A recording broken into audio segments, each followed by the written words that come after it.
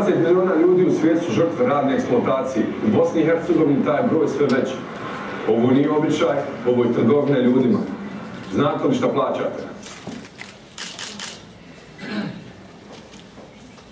Uvaženi dame i gospodo, vaša ekscelencija, uvaženi predstavnici nevladinih organizacija i medija.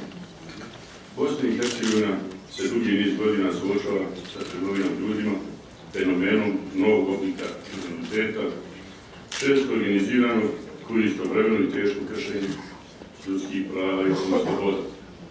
To je potvrđeno i presudom Europskog suda za ljudska prava u slučaju Rance, slučaju koji je postavio nove pravne standarde i dodatno obavezao zemlje koje u osnovi svog ustavnog uređenja imaju poštivanje ljudskih prava i osnovnih sloboda, da moraju energično sprečavati, suzbijati i kažnjavati trgovinu ljudima.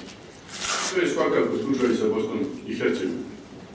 Nakon što je pristupila Konvenciji Ujedinjenih nacija o borbi protiv organiziranog kriminala i njenim dodatnom protokolu o sprečavanju, suzbijanju i kažnjavanju trgovine ljudima, naša zemlja se planski i organizirano bori protiv tog zla.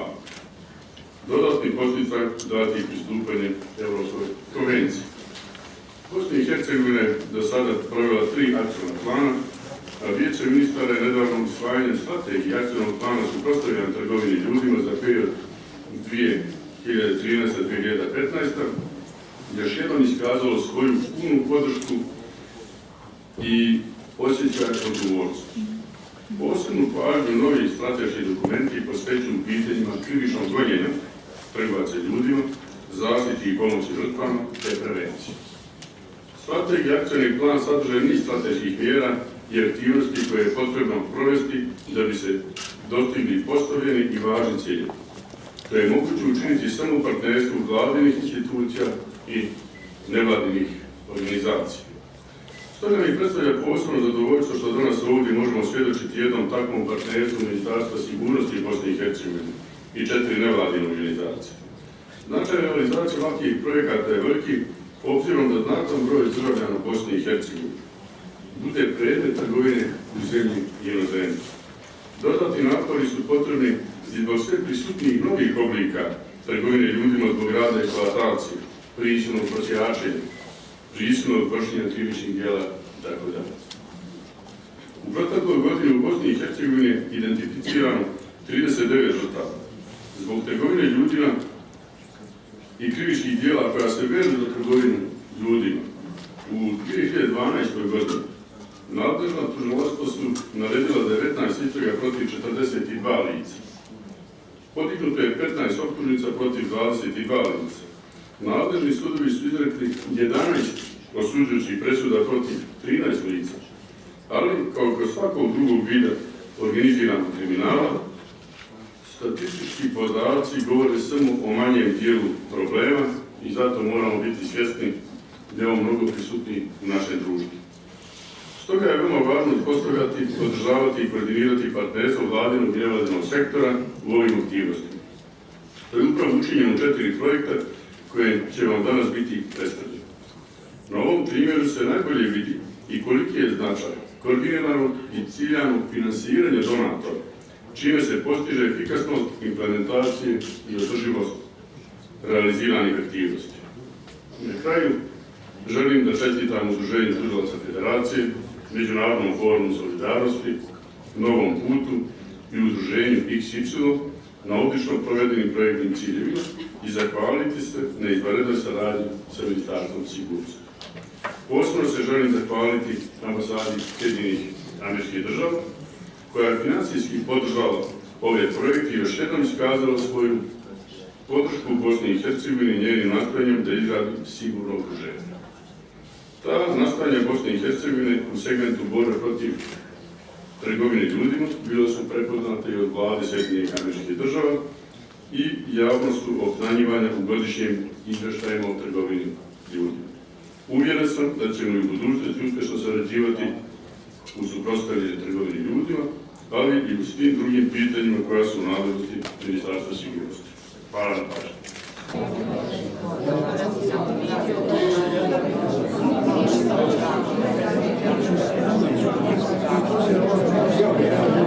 Good morning to everyone. I would like to thank Mr. Radončić and the National Trafficking in Persons Coordinator's Office, as well as our counter-trafficking NGO partners for inviting me to speak today at this event. As you know, carrying on the fight against human trafficking, a form of modern-day slavery, is one of the United States government's highest priorities. Dobro jutro, želim zahvaliti ministru Radončiću i Uredu nacionalnog koordinatora za borbu protiv trgovine ljudima, kao i našim partnerima iz nevladinog sektora koji se bore protiv trgovine ljudima, što su me pozvali da vam se danas obratim. Kao što vam je poznato, borba protiv trgovine ljudima, što predstavlja ropstvo modernog doba, jedan je od najvažnijih prioriteta vlade Sjedinjenih Američkih Država. Just 10 years ago, Bosnia-Herzegovina was a virtual Wild West and a safe haven for traffickers. However, many of you in this room refuse to give up or to let Bosnia-Herzegovina continue to languish in the post-war paralysis. You came together, found ways by which you could make a difference, despite all the political and economic obstacles. Pressed for resources from your government and the international community, gave aid and comfort to hundreds of trafficking victims and brought their captors to justice. Prije samo 10 godina Bosna i Hercegovina je bila doslovno divlji zapad i sigurno utočište za trgovce ljudima. Međutim, mnogi od vas ovdje prisutni odbili su odustati od borbe i dozvoliti da Bosna i Hercegovina životari u postratnoj paralizi. Okupili ste se i pronašli način da stvari poboljšate, uprkos svim političkim i ekonomskim preprekama. Vršili ste pritisak da vam vlasti i međunarodna zajednica dodijele sredstva. Pomagali ste i pružali utjehu stotinama žrtava trgovine ljudima, a njihove otmičare ste izvodili pred lice pravde. In 2010, that fight here in Bosnia-Herzegovina had reached its zenith with the State Department's decision to raise Bosnia-Herzegovina's rank in its annual Trafficking in Persons report to Tier 1, which meant the highest level of commitment to countering trafficking in persons.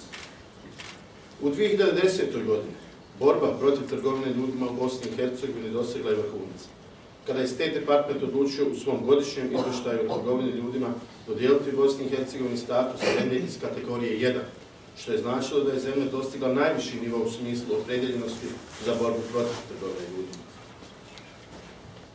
We come together today to celebrate how once again you professionals from the 4 NGOs are committed to reinvigorate Bosnia-Herzegovina's progress by increasing the level of your efforts to lead your country's fight against trafficking.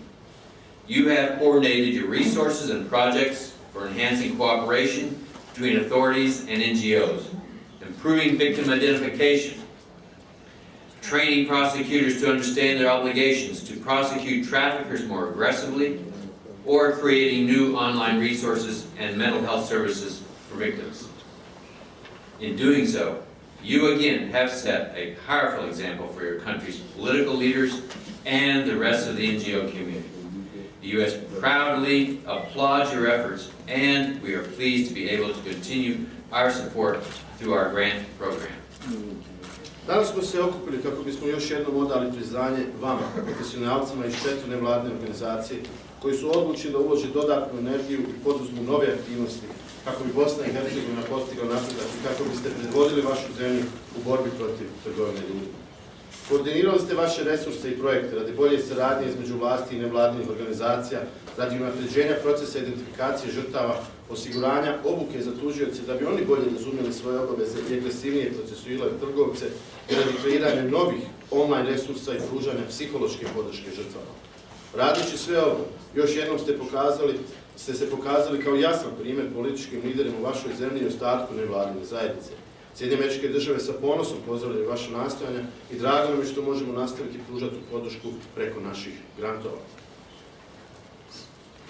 I'm also pleased that Bosnia-Herzegovina's Council of Ministers recently adopted a new strategy to combat trafficking in persons for the 2013 to 2015 period and an action plan for implementing the strategy. We eagerly look forward to working with you on the concrete implementation of that strategy. Također mi je drago što je Vijeće ministara Bosne i Hercegovine nedavno usvojilo novu strategiju za borbu protiv trgovine ljudima u Bosni i Hercegovini za period 2013-2015, kao i akcijski plan za provedbu te strategije. Radujemo se zajedničkom radu na konkretnoj implementaciji te strategije. Nevertheless, we must be honest with ourselves. Your efforts, however important, are only the beginning of a reinvigorating of Bosnia-Herzegovina's struggle against trafficking. Like you, we are disappointed when Bosnia-Herzegovina fell last year from Tier 1 to Tier 2, signifying that this country no longer fully complied with the standards of the U.S. Trafficking and Victims Protection Act. One important step is for the entities and Brčko lawmakers to harmonize their laws with the state-level criminal code and international standards. Ipak moramo biti iskreni jedni prema drugima. Vaše nastojanje, bez obzira na njihovu važnost, samo su početak novih aktivnosti u borbi Bosne i Hercegovine protiv trgovine ljudima. I mi smo poput vas bili razočarani prošle godine kad je Bosna i Hercegovina iz kategorije 1 prešla u kategoriju 2, što znači da BiH više ne zadovoljava najviše standarde prema američkom zakonu o zaštiti žrtava trgovine ljudima. Jedan važan korak u tom smjeru bio bi da entitetska i zakonodavna tijela distrikta Brčko usklade svoje zakone sa državnim krivičnim zakonom i međunarodnim standardima. In addition, prosecutors still must change their attitudes about trafficking and its victims. They must, for example, learn to see that a child forced into marriage or forced to beg instead of attending school is just as much a victim of trafficking as anyone else trapped in servitude, and do something besides making excuses or resorting to ethnic stereotypes. That change of attitude is at the heart of all our efforts in the struggle against trafficking persons. You and your fellow citizens will have to press for that change. Pored toga, tužioci moraju promijeniti pristup prema trgovini ljudima i žrtvama te trgovine. Na primjer, mora se prihvatiti činjenica da je dijete koje je prisiljeno na brak ili prosjačenje, umjesto da ide u školu, žrtva trgovine ljudima u istoj mjeri kao i svaka druga osoba koja je zatočena u ropstvu. I mora se uraditi nešto po tom pitanju, a ne samo iznalaziti izgovor ili pozivati se na etničke stereotipe. Takva promjena pristupa je u suštini svih nastojanja u borbi protiv trgovine ljudima. Vi i vaši sugrađani morat ćete insistirati na ovim promjenama. But you know all this. That's why you requested our help over the past year and why we answered your call.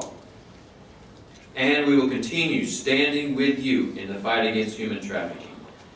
Naravno, vi ovo sve znate. Zato ste i tražili našu pomoć u prošloj godini i zato smo mi odgovorili na vaše zahtjeve. I dalje ćemo biti rame uz rame sa vama u borbi protiv trgovine ljudima. For now, however, let us take this moment to congratulate our NGO partners here today for their achievements. Thank you all again for the opportunity to speak with you and for all that you do to fight human trafficking. Međutim, sada mi dozvolite da čestitam našim partnerima iz nevladinog sektora koji su sa nama u svemu ovome što su postigli.